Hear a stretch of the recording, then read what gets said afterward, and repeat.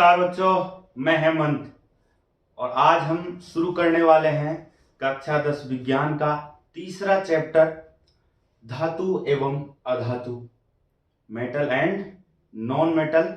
जी हाँ बच्चों, आज अपन तीसरे पार्ट का रिवीजन करेंगे और अपन इस पार्ट के अंदर सबसे पहले धातु और अधातुओं के भौतिक गुण पढ़ेंगे। उसके बाद में रासायनिक गुण अपन इस चैप्टर में पढ़ने वाले हैं, इस भाग में पढ़ने वाले हैं। उसके बाद में अपन इसमें पढ़ने वाले हैं सक्रियता श्रेणी। जी हाँ बच्चों, आज अपन इस भाग में चैप्टर 3 का पहला भाग है और इसमें अपन रिवीजन करने वाले हैं धातुओं के भौतिक गुण, अधातुओं के भौतिक गुण, उसके बाद में धातुओं के रासायनिक गुण और सक्रियता की श्रेणी। तो चलो शुरू करते हैं बच्चों। सबसे पहले धातुओं के भौतिक गुण।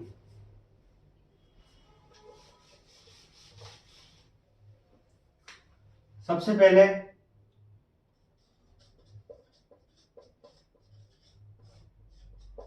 भौतिक गुण कि अपन ऐसे कौन से गुण हैं जिनके आधार पर किसी भी तत्व को तो धातु कहते हैं और किसी को अधातु कहते हैं। एग्जाम्पल के तौर पर मैं आपको यहाँ कुछ एग्जाम्पल लिख रहा हूं, जैसे सोडियम है, कैल्शियम, कार्बन, ऑक्सीजन, आयरन है, नाइट्रोजन है, मैग्नीशियम, जिंक, पीवी, एसएन, ये सारे कुछ एग्जाम्पल्स हैं। तो इनमें से कुछ तो धातु हैं और कुछ अधातु हैं। तो अब अपन ने कैसे जाना कि कुछ धातु हैं और कुछ अधातु हैं? तो सबसे पहले हम इनको भौतिक रूप से देखेंगे कि ऐसे तत्वों में क्या गुण होते हैं जिनके आधार पर अपन इनको धातु और किसी को अधातु कहते हैं। जी हाँ बच्चों, तो स्टार्ट करते हैं। अपन इसमें भौतिक गुणों के आधार पर जान पाएंगे कि इनमें से कौन से धातु हैं और कौन से अधातु हैं। तो सबसे जो पहला भौतिक गुण है वो है धात्विक चमक। धात्विक चमक। जी हाँ बच्चों, अपन ने धातुएं देखी हैं, जैसे अपन लोहा है, लोहे को तोड़ते हैं अंदर से, उसमें चमक होती है। सोडियम है, सोडियम को काटते हैं, वो भी चमकदार होता है। सोना, चांदी, ये धातुएं सभी चमकदार होती हैं।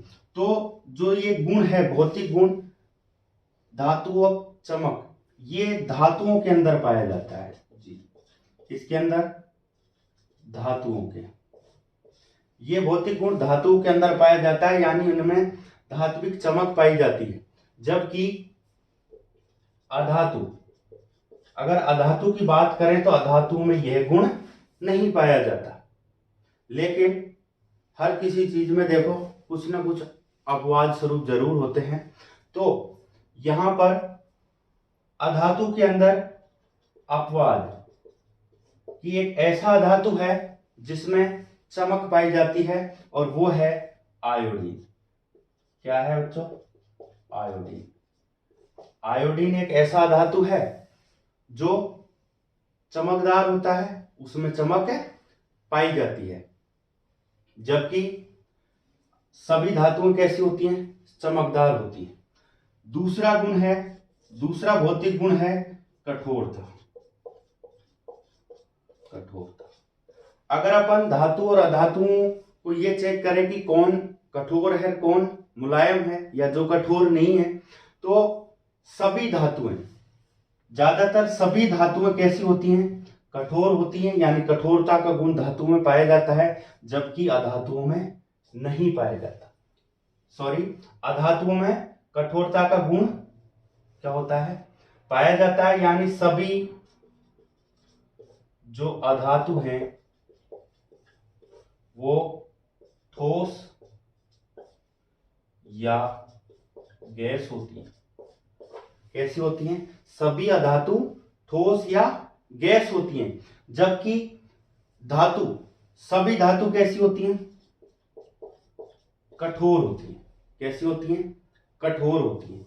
लेकिन अपन इसमें साथ साथ में वो सारे एग्जाम्पल्स लेने वाले हैं जो अपवाद स्वरूप हैं। जी हाँ बच्चों, वो सभी ध्यान रख रहे हैं अपन को, जो अपवाद होते हैं वही ज्यादातर एग्जाम में पूछे जाते हैं। तो अगर कठोरता की बात करूं तो धातुओं में अपवाद की बात करूं तो सोडियम है, पोटेशियम है और जी हाँ लिथियम। ये ऐसे धातु हैं जो कैसे होते हैं? कठोर नहीं होते हैं, ये होते हैं मुलायम। कैसे होते हैं? मुलायम। और अगर मैं अधातुओं में अपवाद की बात करूं तो हमने देखा कि सभी अधातु ठोस हैं या फिर गैस हैं, लेकिन एक अधातु ऐसा है ब्रोमीन। कैसा है? ब्रोमीन, जो कैसा पाया जाता है? द्रव अवस्था में पाया जाता है। जी हाँ बच्चों, कैसा पाया जाता है? जो कि लिक्विड अवस्था में पाया जाता है। तो यह है कठोरता का गुण। अब इसके बाद में हम तीसरा गुण देखने वाले हैं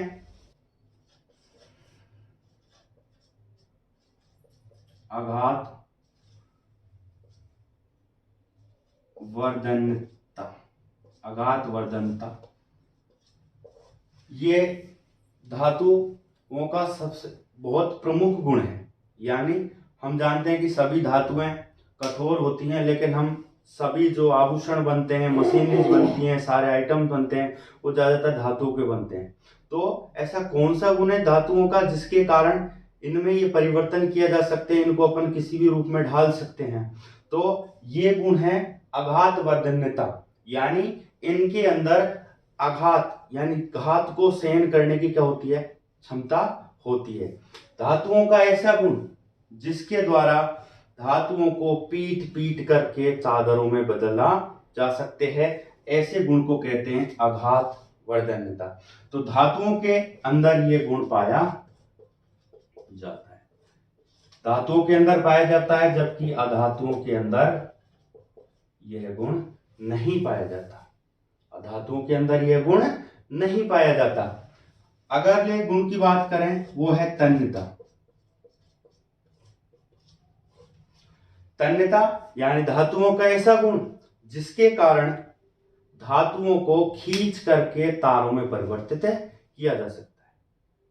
क्यों? जैसे अपन ने देखा लाइट के जितने भी तार धातुओं के होते हैं, चाहे सिल्वर के तार हों, चाहे कॉपर के तार हों, सभी के सभी धातुओं के, चाहे लोहे के तार हों, तो इनको क्या किया गया है? खींच करके लंबे किया गया है, तार बनाए गए। और ये किस गुण के कारण हो पाया है? तन्यता के कारण। यानी धातुओं का ऐसा गुण जिनके कारण धातुओं को खींच करके तारों में परिवर्तित किया जा सके, खींचा जा सके। तो ये धातुओं के अंदर पाया जाता है और अधातुओं के अंदर ये गुण नहीं पाया जाता। क्यों? क्योंकि अधातुओं में ज्यादातर या तो गैसें जाएंगी या फिर ऐसे अधातु हैं जिनको खींच नहीं सकते, खींचोगे टूट जाएंगे। जो सबसे ज्यादा जो तन्य धातु है वो है सोना। क्या है सबसे ज्यादा? उसके बाद में क्या है? चांदी। और यूं सभी धातुओं को अपन खींच सकते हैं, उनके तार खींच सकते हैं। अगला जो धातुओं का गुण है वो है ऊष्मा। ऊष्मा यानी क्या धातुएं ऊष्मा का चालन करती हैं? जी हाँ, धातुएं ऊष्मा का चालन करती हैं, जबकि अधातुएं ऊष्मा का चालन नहीं करती हैं। क्यों नहीं करती हैं? देखो, ऊष्मा धातु अपन देखें, अपने जितने भी खाना बनाने की चीजें हों, सभी के सभी किसकी बनती हैं? धातुओं की बनती हैं। यानी उनमें जो ऊष्मा है वो एक स्थान से कहाँ जा रही है? दूसरे स्थान पर जा रही है। यानी धातुएं ऊष्मा का क्या कर रहे हैं? चालन कर रहे हैं। तो जी हाँ, यह गुण धातुओं में पाया जाता है, जबकि अधातुओं में नहीं पाया जाता। लेकिन सबसे ज्यादा जो ये गुण पाया जाता है वो पाया जाता है चांदी के अंदर। किसके अंदर पाया जाता है? चांदी के अंदर ऊष्मा का सबसे ज्यादा गुण पाया जाता है। अगला है विद्युत चालकता। तो जो ऊष्मा का चालन करेंगे वो विद्युत का चालन भी करेंगे। तो धातुओं के अंदर सभी धातुएं जो विद्युत का चालन करती हैं, जबकि अधातुएं नहीं करती हैं। अब यहां पर अधातुओं का एक अपवाद है, अपवाद, जिसे अपन कहते हैं ग्रेफाइट। ग्रेफाइट है जो अधातु है, लेकिन यह विद्युत का चालन करता है, यानी इसमें विद्युत चालकता का गुण पाया जाता है। ये अधातु है, और अधातु में यह कार्बन का एक अपर रूप है। क्या है? कार्बन का अपर रूप। ग्रेफाइट कार्बन का एक और अपर रूप होता है, जो है कार्बन, जो है कार्बन। ये भी अपवाद स्वरूप है, इसको भी अपन पढ़ लेंगे। इसके बाद में अगले भौतिक गुण की बात करें तो अगला भौतिक गुण है, अगला भौतिक गुण है गलनांक एवं क्वथनांक। गलनांक एवं क्वथनांक। गलनांक व क्वथनांक जो भौतिक गुण है, इसके आधार पर धातुओं के अंदर अगर ये हम गुण देखें, धातु, तो धातुओं के जो गलनांक और क्वथनांक होते हैं वो उच्च होते हैं। क्या होते हैं? उच्च होते हैं, जबकि अधातुओं के कैसे होते हैं? अधातुओं के कम होते हैं, यानी इनको, धातुओं को उच्च ताप पर इनका बॉइलिंग पॉइंट और फ्रीजिंग पॉइंट दोनों के दोनों क्या होते हैं? उच्च होते हैं, जबकि अधातुओं के क्या होते हैं? कम होते हैं। जी हाँ बच्चों, लेकिन यहां पर अपवाद सब में होते हैं, आदमियों में भी अपवाद होते हैं। तो ये जो अपवाद हैं, तो धातुओं के अंदर दो धातु हैं, एक है गैलियम और दूसरा है सीजियम।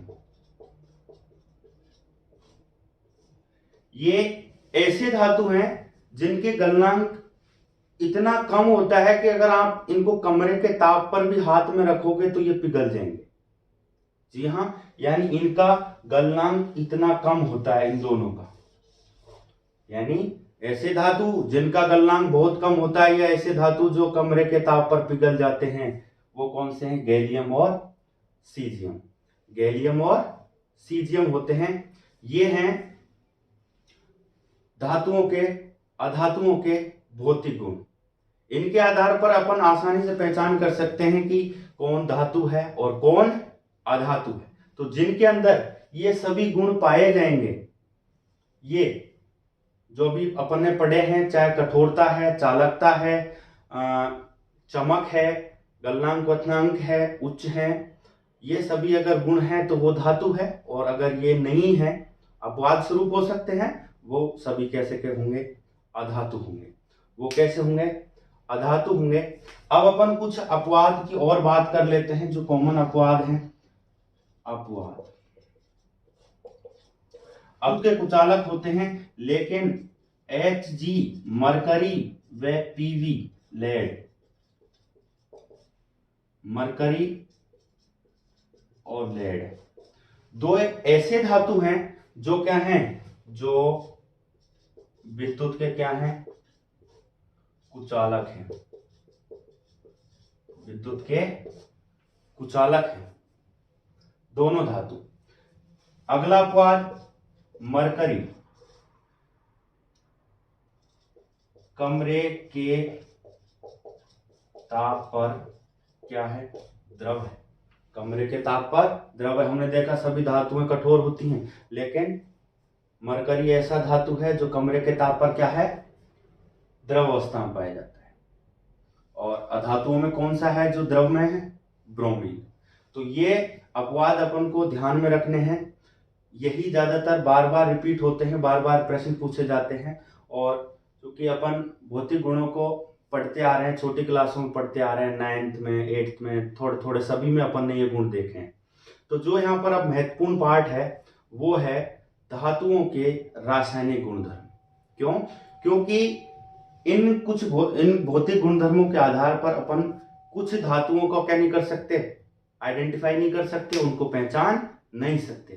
तो अब अपन देखने वाले हैं धातुओं के रासायनिक गुणधर्म, जिनके आधार पर अपन आसानी से पहचान कर सकेंगे कि ये धातु है। ठीक है, चलो चलते हैं। धातुओं के रासायनिक गुणधर्म।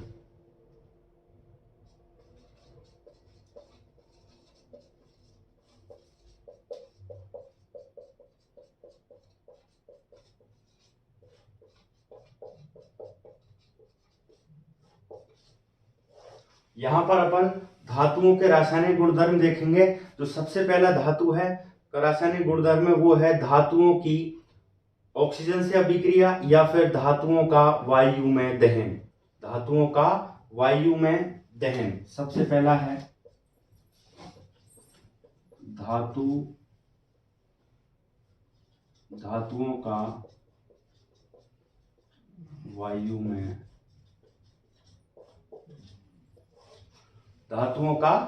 वायु में दहन।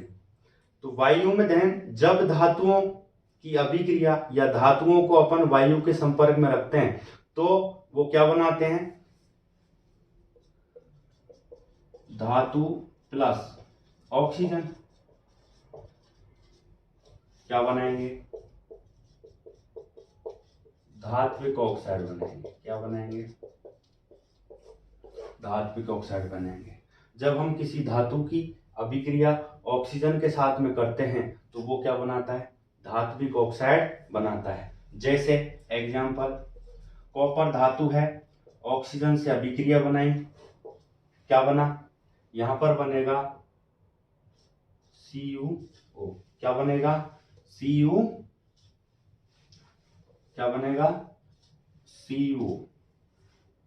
धातु, ऑक्सीजन और धात्विक ऑक्साइड।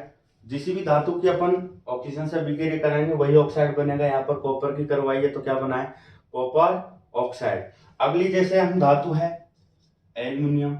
एल्युमिनियम की अगर हम ऑक्सीजन से अभिक्रिया करवाएं तो यहाँ पर बनेगा एल्युमिनियम ऑक्साइड बनेगा।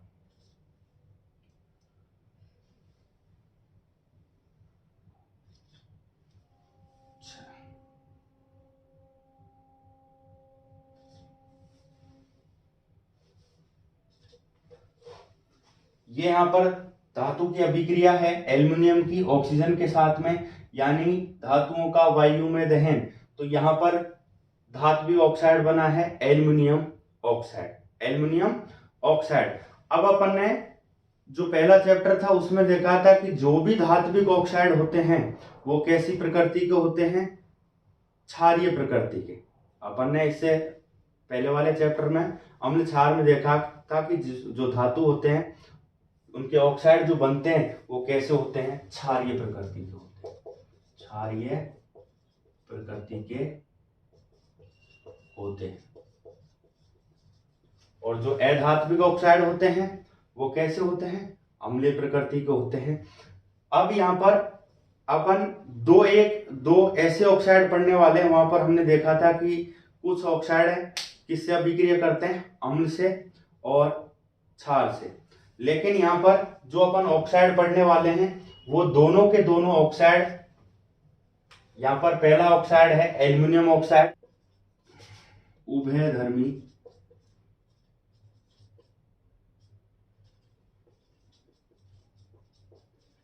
ऑक्साइड।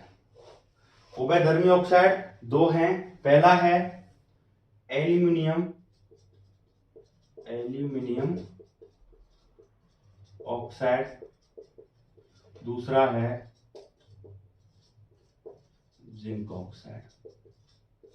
इन दोनों की प्रकृति कैसी होती है, उभयधर्मी होती है, यानी ये दोनों अम्ल और क्षार दोनों से अभिक्रिया करके अम्ल या क्षार दोनों से अभिक्रिया करते हैं और दोनों से अभिक्रिया करने पर क्या बनाते हैं, लवण बनाते हैं और जल बनाते हैं। एक एग्जांपल से समझते हैं। एल्युमिनियम ऑक्साइड अम्ल HCl, की अभिक्रिया करवाते हैं, तो HCl की अभिक्रिया करवाएंगे तो यहाँ पर बनेगा एल्यूमिनियम ऑक्साइड और क्या बनेगा, जल। यानी एल्यूमिनियम ऑक्साइड की अभिक्रिया अम्ल से करवाई तो यहाँ पर लवण और क्या बना है, जल बना है। अगर हम इसी एल्यूमिनियम ऑक्साइड की अभिक्रिया किसके साथ में करवा दें, क्षार के साथ में करवाएंगे, हम NaOH के साथ में करवाएंगे, तो यहाँ पर क्या बनेगा, NaAlCl2 प्लस OH2 क्या बनेगा,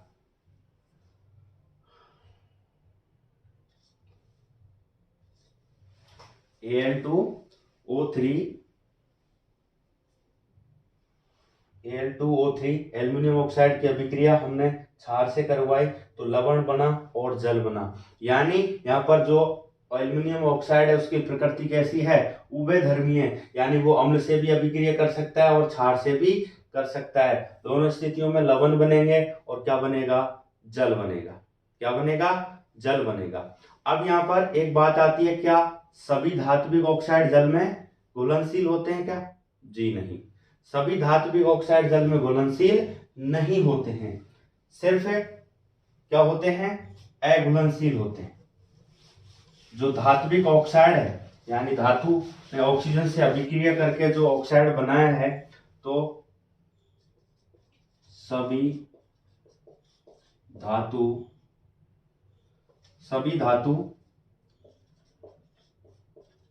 जल में, धातु नहीं, धातु ऑक्साइड, सभी धातु ऑक्साइड जल में अघुलनशील होते हैं। कैसे होते हैं, अघुलनशील होते हैं। लेकिन यहां पर भी कुछ क्या है, अपवाद है। क्या है, अपवाद है, जैसे सोडियम ऑक्साइड और potassium oxide. Sodium oxide example, यानी ये अपवाद है। क्या है, अपवाद है, सोडियम ऑक्साइड और दूसरा है पोटेशियम ऑक्साइड। ये दोनों ऐसे ऑक्साइड हैं जो जल में क्या होते हैं, ये जल में घुलनशील होते हैं। तो मैं बार बार कह रहा हूं, इन अपवादों को ध्यान में रखें, बार बार याद करें, ये अपवाद ही प्रश्न में पूछे जाते हैं, इनका विशेष का ध्यान रखें। तो ये क्या है, ये जल में घुलनशील होते हैं, क्या बनाते हैं, ये जल में मिलकर के बनाते हैं हाइड्रोक्साइड। क्या बनाते हैं, धातु के हाइड्रोक्साइड बनाते हैं, जैसे N2O। N2O अब जल में एक विलयशील है, अब विलयशील है तो ये क्या बनाएगा, क्या बनाएगा, सोडियम ऑक्साइड है ये, क्या बनाएगा, NaOH और क्या बनेगा, H2O। क्या बनेगा, H2O बनेगा। ऐसे ही KOH है, ऐसे ही KOH है,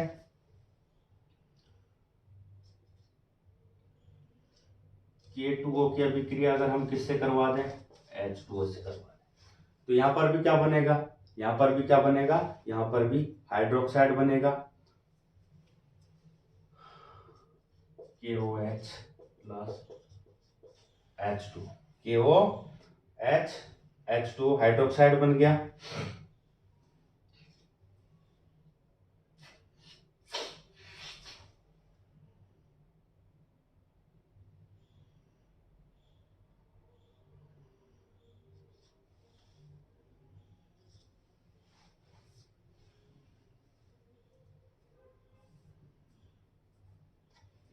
ठीक है, ये यहां पर कुछ अपवाद स्वरूप थे कि कुछ धातु ऑक्सीजन से अभिक्रिया करके धात्विक ऑक्साइड बनाते हैं, और कुछ धात्विक ऑक्साइड जल में अघुलनशील होते हैं ज्यादातर, लेकिन कुछ कैसे होते हैं, घुलनशील होते हैं। यहाँ पर एक छोटा सा शब्द और आता है, एनोडीकरण। क्या आता है, एनोडीकरण,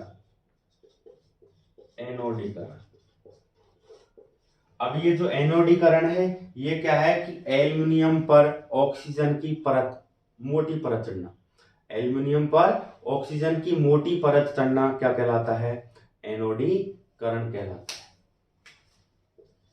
है। एल्युमिनियम पर ऑक्सीजन की मोटी परत, क्या है कि ये क्या है, थोड़े जो मध्यम वर्ग के क्रियाशील धातु होते हैं वो ऑक्सीजन से धीमी अभिक्रिया करते हैं, और धीमी अभिक्रिया करने पर इनके ऊपर क्या चढ़ जाती है, परत चढ़ जाती है, और ये परत इनको किससे बचा लेती है, संक्षारण से बचा लेती है, इनका संक्षारण नहीं होने देती है। तो अगर धातुओं के पहले गुणधर्म, धातुओं के वायु में दहन की बात करें, तो ये हमने यहाँ पर दहन समझा कि धातुएं वायु के साथ में किस प्रकार से अभिक्रिया करती हैं, ऑक्साइड बनाती हैं। ऑक्साइड किस प्रकृति के होते हैं, हमने समझा उभयधर्मी होते हैं, उभयधर्मी के एग्जाम्पल्स देखे। घुलनशील सभी धातुवीय ऑक्साइड नहीं होते हैं, लेकिन कुछ होते हैं, यहाँ पर हमने उनके अपवाद देखे। अब यहाँ पर अगर अपन बात करें क्रम की, कि जो सबसे ज्यादा क्रियाशील धातुएं जो ऑक्सीजन से ज्यादा क्रिया करती हैं, उनमें सबसे प्रमुख है, जो सबसे ज्यादा करती हैं वो कौन कौन सी हैं, जैसे सोडियम है, पोटेशियम है, ये क्या है, ये बहुत ज्यादा क्रियाशील है, तुरंत अभिक्रिया करती हैं। और जैसे एल्युमिनियम है, जिंक है, लेड है, ये क्या करती हैं, ये किसकी परत, इनके ऊपर ऑक्सीजन की परत चढ़ जाती है। जबकि सोना और चांदी, सोना और चांदी ऐसे दो धातु हैं, सोना व चांदी, ये ऑक्सीजन से कोई अभिक्रिया नहीं करते हैं, किसी भी रूप में ऑक्सीजन से अभिक्रिया नहीं करते हैं। ठीक है, तो ये ध्यान रखने वाली बात है, कौन से धातु हैं जिनका ऑक्सीजन में दहन नहीं होता है या वायु की उपस्थिति में दहन नहीं होता है। चलो आगे बढ़ते हैं। दूसरा गुणधर्म है धातुओं की जल के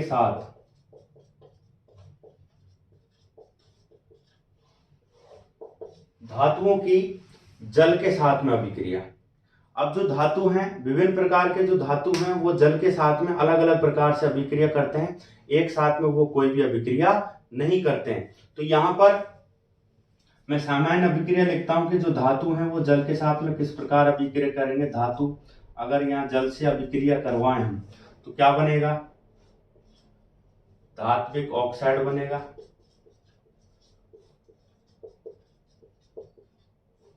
और क्या बनेगा, हाइड्रोजन गैस बनेगी। क्या बनेगी, हाइड्रोजन गैस निकलेगी। उसके अलावा जो धात्विक ऑक्साइड है, कुछ धात्विक ऑक्साइड होते हैं जो जल के साथ में अभिक्रिया कर लेते हैं और अभिक्रिया करके धात्विक हाइड्रोक्साइड बनाते हैं, जो अभी अपन ने पढ़ा है, जिसमें अपन ने सोडियम हाइड्रोक्साइड का सूत्र एग्जांपल लिया था और पोटेशियम हाइड्रोक्साइड का। जो ये धातु ऑक्साइड होते हैं, ये धात्विक ऑक्साइड किससे अभिक्रिया करते हैं, जल से, और क्या बनाते हैं, धात्विक हाइड्रोक्साइड। क्या बनाते हैं, धात्विक हाइड्रोक्साइड बनाते हैं। ये दो सामान्य अभिक्रिया हैं जो धातु जल के साथ में अभिक्रिया करता है। तो सबसे पहले जल की हम जानते हैं, जल की एक सामान्य जल होता है, एक गर्म जल होता है, एक वाष्प होती है। तो जो धातु हैं वो जल के विभिन्न रूपों से अलग अलग प्रकार से अभिक्रिया करते हैं। तो सबसे पहले हम देखते हैं ठंडे जल के साथ में। पहली अभिक्रिया है ठंडे जल के साथ। एग्जाम्पल लिख रहा हूं, ठंडे जल के साथ में जो निम्न धातु हैं वही अभिक्रिया करते हैं, जैसे पोटेशियम है, सोडियम है, कैल्शियम है। ठीक है, ये जो धातु हैं ये ठंडे जल के साथ में भी कर लेते हैं। क्यों, क्योंकि ये बहुत ही अभिक्रियाशील धातु हैं, बहुत क्रियाशील, बहुत एक्टिव धातु है। तो इसलिए ये इतनी जल्दी उस अभिक्रिया करते हैं कि ये इनसे क्या निकलती है, ऊष्मा निकलती है। क्या निकलती है, ऊष्मा निकलती है, ऊष्मा। एग्जाम्पल से समझते हैं, जैसे अगर मैं पोटेशियम की अभिक्रिया किससे करवाऊं, हाइड्रोजन से करवाऊं, तो क्या बनेगा, यहां पर बनेगा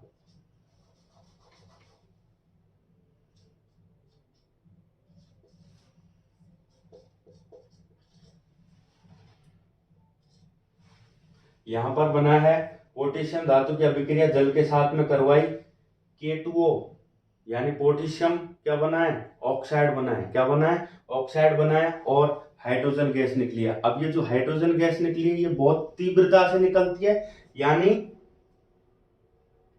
किससे निकलती है, तीव्रता से निकलती है। यहाँ ऑक्साइड नहीं, सॉरी, हाइड्रोक्साइड। तो और प्लस ऊष्मा क्या निकलती है, प्लस ऊष्मा। दूसरा एग्जांपल जैसे सोडियम, सोडियम के जल के साथ में अभिक्रिया करवाएं तो यहाँ पर क्या बनेगा, NaOH। क्या बनेगा, NaOH प्लस H2 प्लस क्या बनेगा, H2 बनेगा।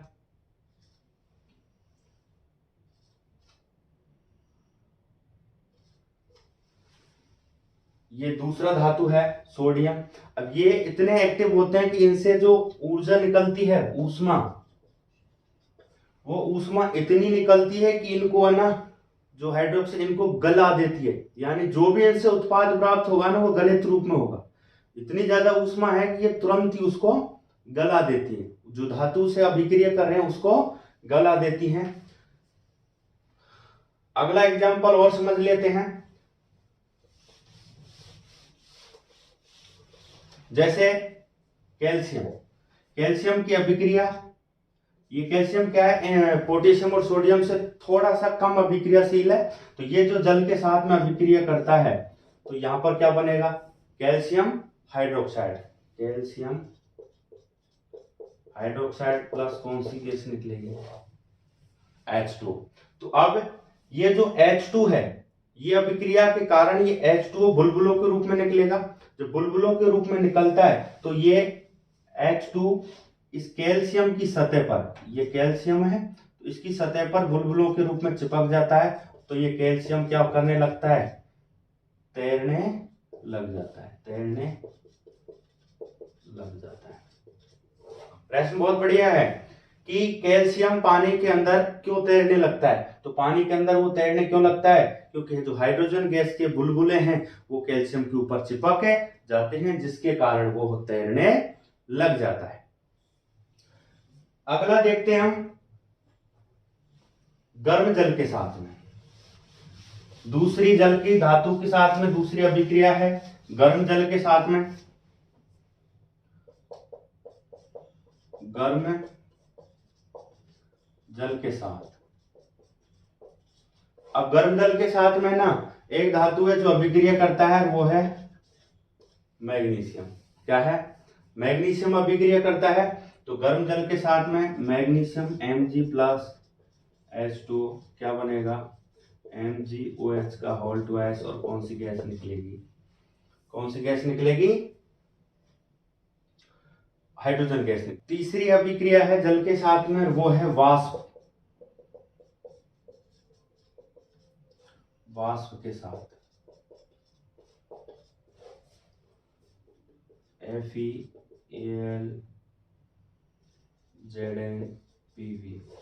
ये अभिक्रिया करते हैं। एग्जाम्पल से समझते हैं। जैसे एल्युमिनियम है, अभिक्रिया करेगा जल से, बनाएगा क्या बनाएगा, Al2O3 प्लस H2 क्या बनाएगा,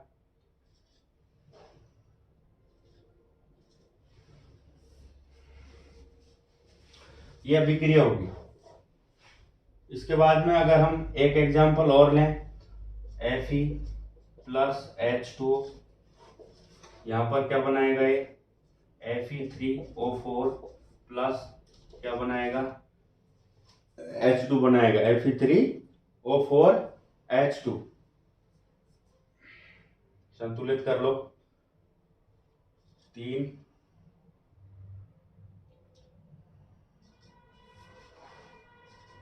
ये अभिक्रिया होगी। तो ये है जल की धातु के साथ में अभिक्रिया। ये अलग अलग अवस्था में होती है, 3 जल के साथ में, ठंडे के साथ में, गर्म के साथ में और वाष्प के साथ में।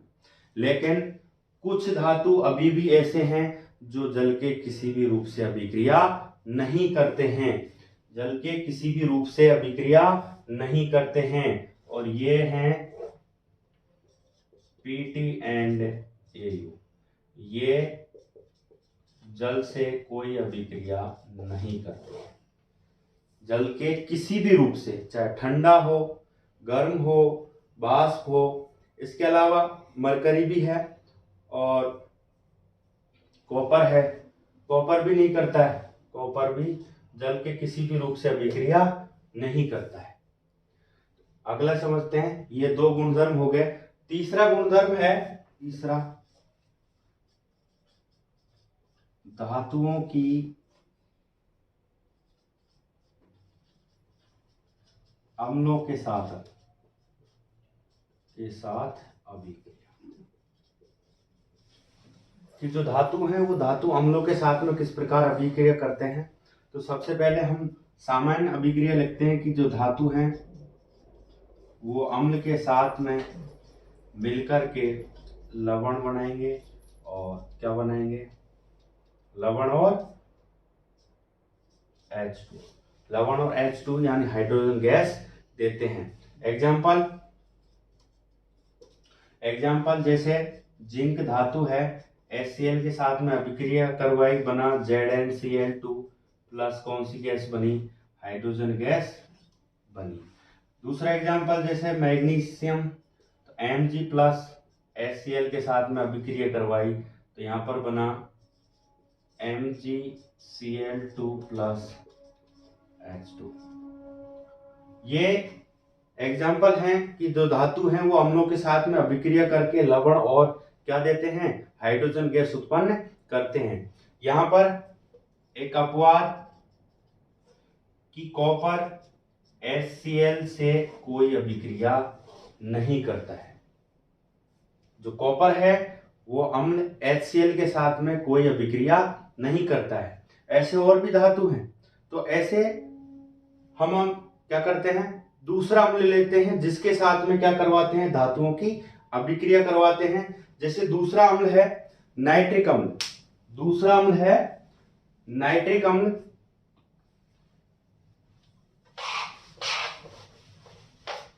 नाइट्रिक अम्ल HNO3, नाइट्रिक अम्ल। अब नाइट्रिक अम्ल के साथ में विभिन्न धातुएं अलग अलग क्रियाशीलता के आधार पर अभिक्रिया करते हैं। जैसे सबसे ज्यादा मैग्नीशियम है, उसके बाद में एल्युमिनियम है, उसके बाद में जिंक है, आयरन है, जिंक है, आयरन। ये HNO3 के साथ में अभिक्रियाशीलता का क्रम है कि जो धातुएं सबसे ज्यादा अभिक्रिया करता है, मैग्नीशियम, एल्युमिनियम, फिर Zn और फिर आयरन। एग्जाम्पल जैसे मैग्नीशियम की अभिक्रिया करवाएं HNO3 के साथ में, तो यहां पर बनेगा MgNO3 का होल ट्वाइस प्लस H2 ये बनेगा यहां पर।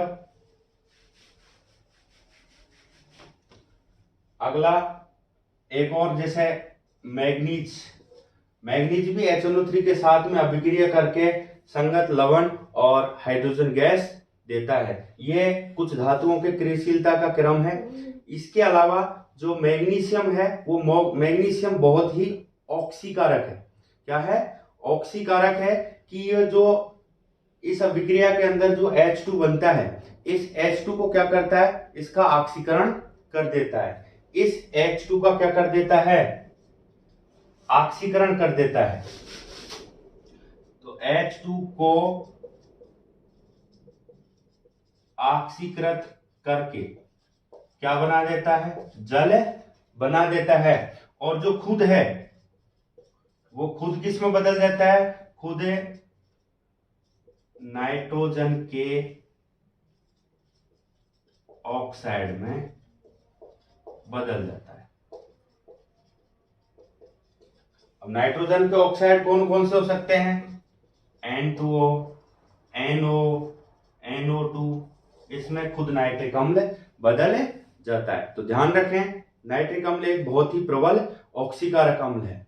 इसके अलावा नाइट्रिक अम्ल और HCl को मिलाकर के एक हम सॉल्यूशन, एक विलयन तैयार करते हैं जिसका नाम है एक्वारेजिया, जिसका नाम है एक्वारेजिया।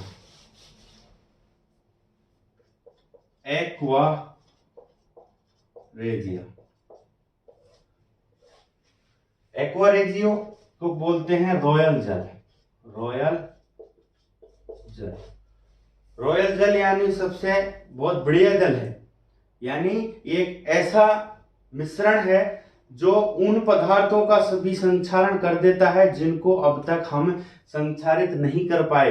जैसे सोना है, प्लेटिनियम है, बहुत कठोर धातु है, उनको हम गला नहीं सकते, ना वो ऑक्सीजन से अभिक्रिया करती हैं, ना जल के साथ में अभिक्रिया करती हैं, तो उनको भी ये क्या कर देता है, गला देता है। तो इसका नाम है एक्वारेजिया यानी रॉयल जल। तो इसको हम बोल सकते हैं प्रबल संक्षारक, प्रबल संक्षारक। ध्यान रखेंगे एक्वारेजिया बनता कैसे है कि HCl व HNO3 का समांगी मिश्रण,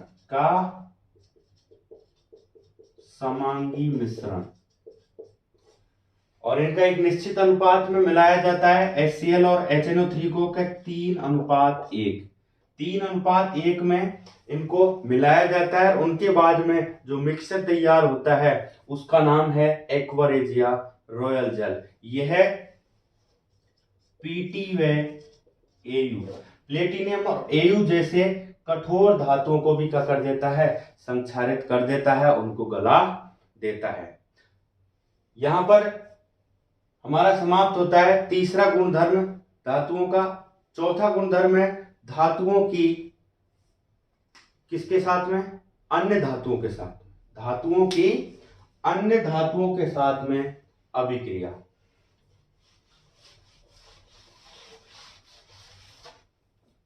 फोर्थ गुणधर्म एवं लास्ट गुणधर्म है धातुओं की अन्य धातुओं के साथ। अब यहां पर एक धातु की अभिक्रिया हम किसके साथ में करवा रहे हैं, दूसरे धातु लवण के साथ में। किसके साथ में, धातु लवण, धातु लवण के साथ। इसको अपन पहले भी पढ़ चुके हैं कि एक जो धातु है वो किसी दूसरे धातु लवण के साथ में अभिक्रिया करेगा। तो अभिक्रिया कैसे करेगा, या तो उसको हटाएगा, उसके स्थान पर खुद जुड़ेगा। तो जो इसके प्रमाण हैं वो इसके जो प्रमाण मिले, इस रासायनिक गुणधर्म के जो प्रमाण मिले वो मिले जब विस्थापन अभिक्रिया आई। क्या आई,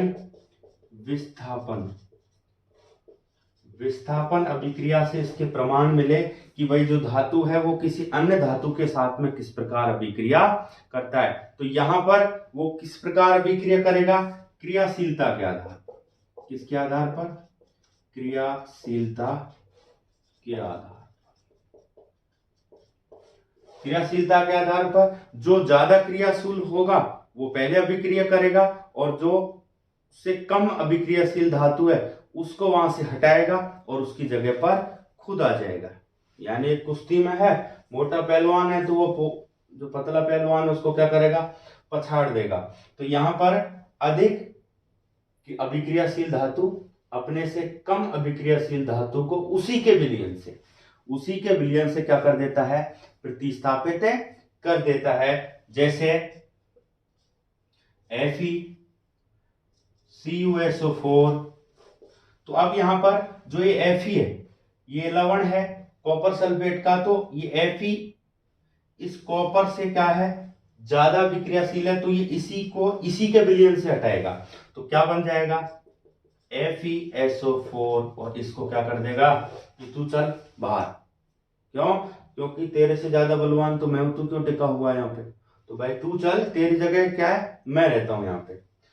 अब अगर मैं बात करूं कि ये कॉपर क्या इस फेरस सल्फेट को हटा देगा, क्या ये अभिक्रिया हो सकती है, जी नहीं, ये अभिक्रिया नहीं होगी। क्यों नहीं होगी, क्योंकि कॉपर में इतना दम ही नहीं है कि ये इसको हटा दे। क्यों? क्योंकि ये कॉपर इस आयरन से कम अभिक्रियाशील क्या है, धातु है, तो इस स्थिति में ये अभिक्रिया नहीं होगी। ठीक है, तो ध्यान रखें, जब भी कभी धातुओं की अभिक्रिया अन्य धातु लवणों के साथ में होगी तो वहां पर जो ज्यादा क्रियाशील धातु है वो अपने से कम क्रियाशील धातु को अपने जगह से हटाएगा और उसके घर में जाकर खुद बैठ जाएगा। ठीक है, तो आप यहां से समझ पाए होंगे कि जो धातु हैं वो किन किन के साथ में किस प्रकार से अभिक्रिया करते हैं, क्या क्या उत्पाद बनाते हैं, क्या क्या उनके गुणधर्म हैं, कैसी उनकी प्रकृति है। इसके अलावा क्रियाशीलता के आधार पर एक छोटा सा टॉपिक है सक्रियता श्रेणी। क्या है? सक्रियता की श्रेणी। सक्रियता की श्रेणी यानी जो सबसे ज्यादा सक्रिय है उनको क्या है कि एक क्रमबद्ध कर दिया, क्रमबद्ध कर दिया, सक्रियता श्रेणी। ये श्रेणी अपने को याद होनी चाहिए है कि इनमें सभी धातुओं का क्रम अपने को पता रहेगा, और अपने को पता रहेगा तो हम जो ये अभिक्रियाएं होती हैं इनको आसानी से कर पाएंगे, क्योंकि हमको पता है कि कौन ज्यादा अभिक्रियाशील है, कौन सबसे पहले अभिक्रिया करेगा और कौन लेट में अभिक्रिया करेगा। तो सक्रियता की श्रेणी क्या है कि ऐसी श्रेणी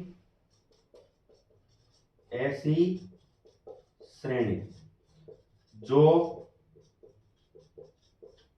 धातुओं को उनकी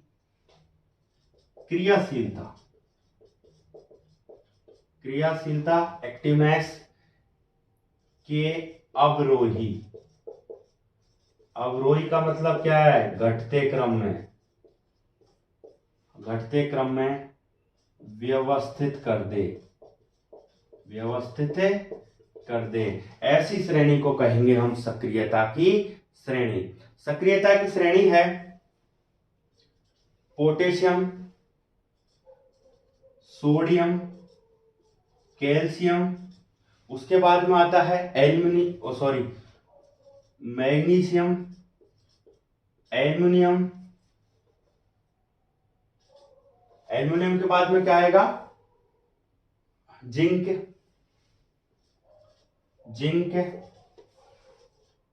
पीवी, हाइड्रोजन, कॉपर, एजी और एयू। यहां पर ये सक्रियता की श्रेणी है। बीच में एफई और रह गया, एफई आयरन कि इनमें सबसे ज्यादा सक्रिय कौन है? पोटेशियम। सबसे कम सक्रिय कौन है? सोना। इसीलिए तो हमने पढ़ा कि सोना किसी भी के साथ में अभिक्रिया नहीं करता, क्योंकि वो महान आलसी है, यानी उसमें एक्टिव नाम की कोई चीज ही नहीं है, वो किसी से अभिक्रिया कर ही नहीं सकता। क्यों? क्योंकि वो सक्रियता श्रेणी में सबसे नीचे आता है। तो ध्यान रखने बाद बच्चों, इस सक्रियता श्रेणी का क्रम ध्यान रखेंगे। कई बार प्रश्न पूछ लिया जाता है सक्रियता श्रेणी में सबसे ऊपर कौन है, सबसे नीचे कौन है, सक्रियता श्रेणी की परिभाषा क्या है। ठीक है, तो यहां पर खत्म होते हैं धातुओं के रासायनिक गुणधर्म। अब यहां पर एक छोटा सा टॉपिक आता है कि जो धातु होते हैं ये धातु अधातुओं के साथ में कैसी अभिक्रिया करते। कि भाई अब तक तो हमने धातु अम्ल के साथ में देखा ने, और पानी के साथ में, वाष्प के साथ में, अन्य धातुओं के साथ में। तो क्या धातु अधातुओं के साथ में भी अभिक्रिया करते हैं? जी हाँ, क्यों नहीं करेंगे? जब सबसे कर रहे हैं तो अधातुओं से क्या दुश्मनी थोड़ी है, जरूर करेंगे। तो धातुओं की लक्ष्य टॉपिक है, बढ़िया है। धातुओं की अधातुओं से अभिक्रिया कैसे होती है, क्यों करते हैं, क्या जरूरत पड़ी कि धातु अधातुओं से अभिक्रिया करें। तो एग्जाम्पल से समझते हैं कि कोई भी व्यक्ति है, वो हर व्यक्ति अपना स्थायित्व चाहता है, यानी वो ऐसा चाहता है कि मैं जिस समाज में रहूं, मेरा नाम हो, मेरा स्थायित्व हो, मेरे को लोग जाने, यानी मेरा समाज में योगदान हो। तो यहाँ पर भी हर एक जो तत्व है, हर एक जो धातु है, वो अपना स्थायित्व चाहता है। क्या चाहता है? स्थायित्व। तो उस स्थायित्व को बनाए रखने के लिए उसको क्या करना पड़ेगा? निष्क्रिय होना पड़ेगा, यानी क्रियाशीलता को त्यागना पड़ेगा और अक्रिय गैस का विन्यास है जो धारण करना पड़ेगा। जैसे अक्रिय गैस पढ़ते हैं तो अक्रिय गैस हम पढ़ते हैं कि वो किसी से भी अभिक्रिया नहीं करती हैं। क्यों? क्योंकि अक्रिय गैस के पास में ना तो लेने के लिए है और ना ही किसी को देने के लिए। तो अब सीधी सी बात है, जिनको ना लेने, ना तो उनसे कुछ ले सकते हैं, ना किसी को कुछ दे सकते हैं, तो उनके पास में कोई ना तो आता है ना कोई जाता है। इसलिए हमारे पास में कुछ लेने के लिए हो, कुछ देने के लिए हो, तभी हमारी पूछ होती है। तो यहाँ पर क्यों अभिक्रिया करते हैं? क्यों? क्योंकि पहली बात तो ये है कि हर जो तत्व है वो अपना स्थायित्व चाहता है। वो हमेशा ऐसे ही नहीं घूमता रहे, वो चाहता है कि मैं एक स्थायी यौगिक बना लूं और उस यौगिक के साथ में स्थायित्व प्रदान कर लूं। तो हमने पढ़ा था 9th क्लास में पढ़ा कि इलेक्ट्रॉनिक विन्यास होता है, कुछ कक्षकें होती हैं, कोष होते हैं, इलेक्ट्रॉन्स होते हैं। उसके बाद में एक अष्टक भी होता है, संयोजकता कोष होता है। तो यहाँ पर मैं एक एग्जांपल लेता हूं, जैसे कि सोडियम है। ये सोडियम है, अगर इसके परमाणु क्रमांक की बात करूं 11 है, इसके इलेक्ट्रॉनिक विन्यास की बात करूं 1s2 2s2 2p6 3s1, ये इसका इलेक्ट्रॉनिक विन्यास है। अब इस इलेक्ट्रॉनिक विन्यास में ये K कोष है, ये L कोष है और ये M कोष है। यहां पर K कोष में 2 इलेक्ट्रॉन, L में 8 और M में 1।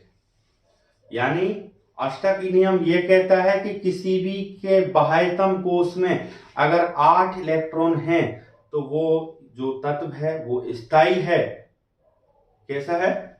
स्थायी है। तो अब यहां पर इसके हम बाह्यतम कोष की बात करें तो बाह्यतम कोष है M, जबकि M में कितना इलेक्ट्रॉन है? एक ही है। तो अब ये एक इलेक्ट्रॉन को अगर किसी को दे दे या एक को छोड़ दे तो इसके पास में ये खत्म हो जाएगा, यहां से M खत्म हो गया। तो इसका बाह्यतम कोष कौन सा हुआ? L, और L में पहले से ही कितने इलेक्ट्रॉन है? 8। तो 8 इलेक्ट्रॉन होने के कारण इसका अष्टक पूर्ण हो जाएगा और ये स्थायित्व प्रदान कर लेगा। इसलिए सोडियम हमेशा चाहेगा कि मैं अपना एक इलेक्ट्रॉन त्याग कर दूं। तो ये क्या करेगा? सोडियम एक इलेक्ट्रॉन को त्याग देगा। अब एक इलेक्ट्रॉन को त्याग देते ही ये खुद कैसा हो जाएगा? धनावेशित हो जाएगा। क्यों? क्योंकि हमने किसी को क्या दिया है? दान में दे दिया, या किसी को इलेक्ट्रॉन दिया है तो हम तो धनावेशित हो गए, हम धनवान है तभी तो दे रहे हैं। अगर हमारे पास कुछ होता ही नहीं तो हम क्या देते? तो हमारे पास एक्स्ट्रा था, हमने स्थायित्व प्रदान कर लिया। अब हमारे पास में 11 तो प्रोटॉन है और 10 क्या है? इलेक्ट्रॉन है। अब 10 इलेक्ट्रॉन है, प्रोटॉन, इसलिए एक पॉजिटिव चार्ज। तो ये हमेशा ये चाहेगा कि मैं एक अपना इलेक्ट्रॉन दे दूं। दूसरी बात मैं बात करता हूं, कोई अधातु है तो अधातु मान लो क्लोरीन है। क्लोरीन है तो क्लोरीन का वही इलेक्ट्रॉनिक विन्यास 1s2 2s2 2p6 3s2 3p5, ये इसका इलेक्ट्रॉनिक विन्यास है। बाह्यतम कोष की बात करें तो K, L और M। अब यहां पर K में 2 हैं, L में 8 हैं और M में कितने हैं? 7। अब 7 हैं तो ये अपना स्थायित्व प्रदान करने के लिए या अक्रिय गैस विन्यास प्राप्त करने के लिए इसको या तो ये है कि ये 7 इलेक्ट्रॉन दे दे तो अपने कोष ही खत्म कर ले, और कोष खत्म हो जाएगा तो ये L कोष आ जाएगा तो बाह्यतम कोष में 8 हो जाएंगे। लेकिन 7 इलेक्ट्रॉन देना बहुत बड़ी बात है, इसलिए इसको एक इलेक्ट्रॉन लेना आसान है। 7 के बजाय एक इलेक्ट्रॉन लेना आसान है, अगर आधे आधे में होते चार चार के तो कोई बात नहीं, दे भी सकता था, ले भी सकता था, लेकिन देना मुश्किल है। इसको एक इलेक्ट्रॉन लेना आसान है, तो ये क्या करता है, हमेशा ये चाहेगा कि मैं एक इलेक्ट्रॉन ले लूं, क्या कर लूं, एक इलेक्ट्रॉन किसी से ले लूं और क्या बना लूं, Cl माइनस, क्या बना लूं, Cl माइनस, एक इलेक्ट्रॉन किसी से ले लेगा और Cl माइनस बना लेगा, हमेशा ये चाहेगा। तो अब जब अगर मैं इन दोनों की अभिक्रिया करवाऊं तो पहली बात तो पॉजिटिव और एक है नेगेटिव, तो पॉजिटिव और नेगेटिव दोनों जो विपरीत आवेश हैं दोनों अपने आप को क्या करेंगे, आकर्षित करेंगे, और इन आकर्षण के कारण ये दोनों एक दूसरे के साथ में बंध जाते हैं और एक यौगिक बना लेते हैं। कैसे यौगिक बना लेते हैं, जैसे सोडियम है, इसके पास में है एक इलेक्ट्रॉन, भाई एक फालतू है, ये दे सकता है किसी को, और यहां पर है क्लोरीन। अब क्लोरीन के पास है बाह्यतम कोश में 7 इलेक्ट्रॉन, कितने हैं, 7। अगर इसको एक मिल जाए तो इसका स्तर पूर्ण हो जाएगा और ये स्थायित्व प्रदान कर लेगा। तो ये सोडियम क्या करेगा कि भाई तू एक ले ले और तू खुश रह, तेरा भी पूरा, और इधर मैंने भी दे दिया तो मेरा भी पूरा, तो ये प्लस और ये माइनस हो गया। तो यहां पर ये क्या कर लेगा, यहां पर ये यौगिक बना लेगा Na+, और ये क्या बन गया, एक इसका Cl। ये इसने एक यौगिक बना लिया NaCl, क्या बना लिया, NaCl। अब ये क्या हो गया, स्थायित्व प्रदान कर लिया, यानी ये अब स्टेबल हो गया, और ये एक दूसरे के साथ में कैसे बंधे हैं, आवेश के कारण, विपरीत आवेश होने के कारण ये दोनों क्या आ गए, पास में आ गए, और इन्होंने यौगिक बना लिया NaCl। तो यह क्रिया है, इसके कारण जो धातु और अधातु आपस में अभिक्रिया करते हैं, क्यों, क्योंकि उनको स्थायित्व प्रदान करने के लिए इलेक्ट्रॉन देना त्यागना पड़ेगा या इलेक्ट्रॉन ग्रहण करना पड़ेगा, जिसके कारण उनके अंदर आवेश उत्पन्न होंगे, धनावेश या ऋणावेश। इसलिए विपरीत आवेश एक दूसरे को क्या करेंगे, आकर्षण करेंगे, और वो एक यौगिक बना लेंगे। ठीक है, अब यहां पर जैसे दूसरा एग्जांपल समझ लेते हैं। दूसरा है जैसे मैग्नीशियम है, तो मैग्नीशियम की बात करें तो मैग्नीशियम के का परमाणु क्रमांक है 12, और मैग्नीशियम के जो बाह्यतम कोश में इलेक्ट्रॉन रहेंगे वो रहेंगे 2, यानी वो 2 किसी को दे सकता है, सोडियम की तरह। ऐसे ही अगर यहाँ Cl ले लें तो Cl, अब मैग्नीशियम के लिए कितने Cl चाहिए, भाई एक Cl तो एक ही ले सकता है, तो इसको कितने चाहिए, 2 Cl चाहिए, 2 Cl चाहिए,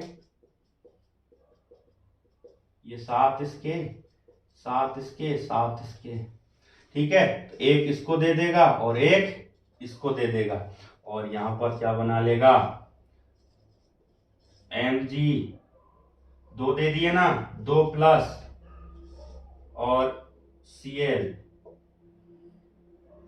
एक की दिखाएंगे अपन 2, और ये इस पर क्या आ गया, माइनस, तो ये बन गया MgCl2। यह कारण है कि धातु अधातुओं के साथ में अभिक्रिया करते हैं। अब जो ये धातु और अधातुओं ने जो ये अभिक्रिया की है, इसके कारण जो ये यौगिक बने हैं NaCl और MgCl2, ऐसे यौगिकों को हम कहते हैं आयनिक यौगिक। क्या कहते हैं, आयनिक यौगिक। क्या बने हैं ये, आयनिक, क्यों, क्योंकि आयन के द्वारा बने हैं, प्लस और माइनस, इसलिए धातु और अधातु से बने यौगिक क्या कहलाते हैं, आयनिक यौगिक। क्या कहलाते हैं, आयनिक यौगिक। आप बीच बीच में ये नोट कर लिया करो।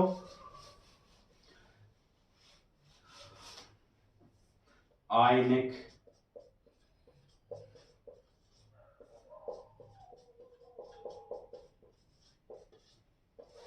आयनिक यौगिक धातु व अधातु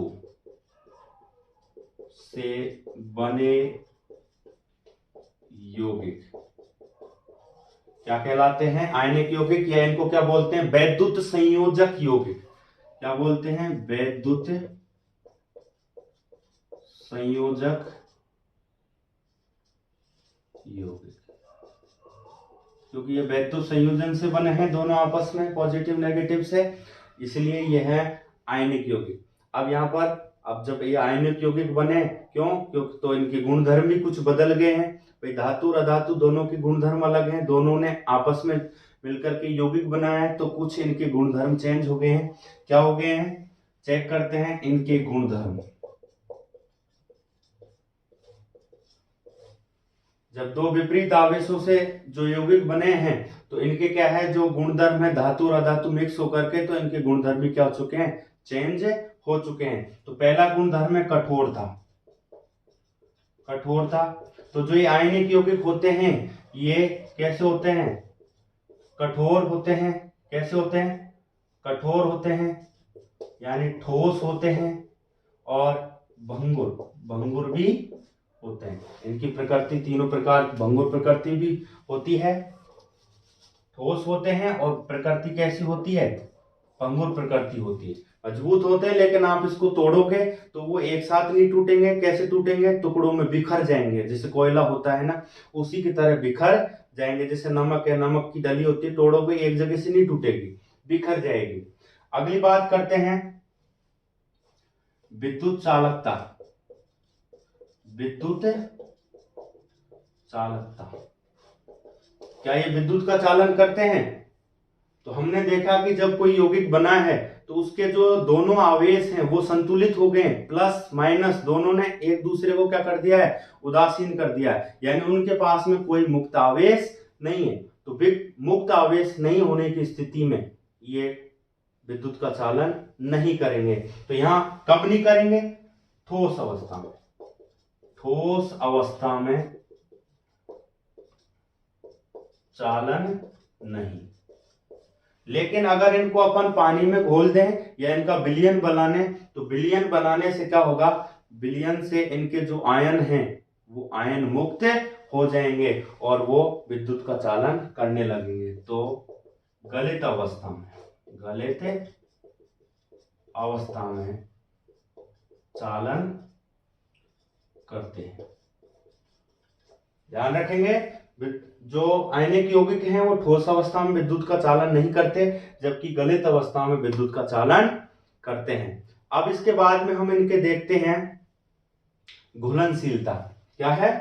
घुलनशीलता, कि ये यौगिक हैं क्या हर चीज में घुल जाते हैं? घुलनशीलता,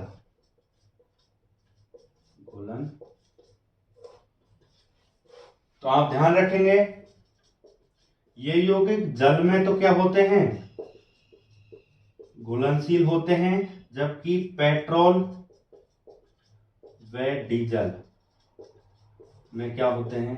अघुलनशील होते हैं। उन पेट्रोल और डीजल में ये नहीं घुलते हैं। अगला है गलनांक व क्वथनांक।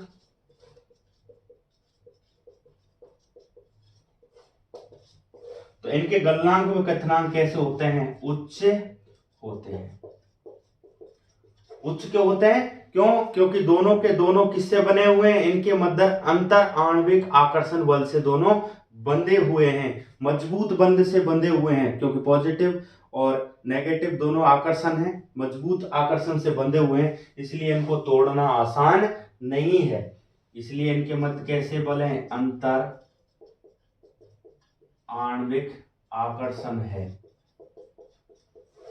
इसलिए इनको तोड़ना संभव नहीं है। तो बच्चों, आज का ये टॉपिक आपको समझ में आया होगा। यहाँ पर ये समाप्त होता है आयनिक यौगिकों के गुणधर्म, और हमने देखा यहाँ पर रासायनिक यौगिकों, धातुओं के रासायनिक गुणधर्म, धातु अधातुओं के भौतिक गुणधर्म, बीच के में छोटे छोटे जो टॉपिक आए, हमने यहाँ पर सारा का सारा कवर करने की कोशिश की है। आप साथ साथ बने रहिए, विश्वास दिलाता हूं आपको पूरा रिवीजन करवाऊंगा, और रिवीजन ऐसा कि आप पूरा का पूरा सिलेबस कवर कर पाएंगे। तो आप वीडियो को निरंतर देखते रहें, पूरा देखें और एग्जाम से पहले देखते रहें। अगर कोई टॉपिक समझ में नहीं आया वापस वीडियो देखें, ठीक है। उसके बाद में अगर आपके बीच में कोई प्रश्न उठते हैं कमेंट जरूर करें और अपने साथी लोगों को भी भाई किया करो, ठीक है। तो कुछ उनको भी लाभ हो जाए तो शेयर वेयर कर दिया करो और चैनल को सब्सक्राइब करो, ताकि जो आगे से आगे जो आने वाले भाग हैं वो आपको टाइम से टाइम मिलते रहें निरंतर। हम मिलते हैं पार्ट नंबर 3 के अगले भाग नंबर 2। उसमें पर हम पढ़ेंगे धातुओं की प्राप्ति कैसे करते हैं, धातुओं का निष्कर्षण कैसे करते हैं। ठीक है बच्चों, पढ़ाई करते रहो निरंतर, क्योंकि रिवीजन का टाइम है, समय कम है, इसलिए टाइम बर्बाद नहीं करना है। मिलते हैं अगली वीडियो में।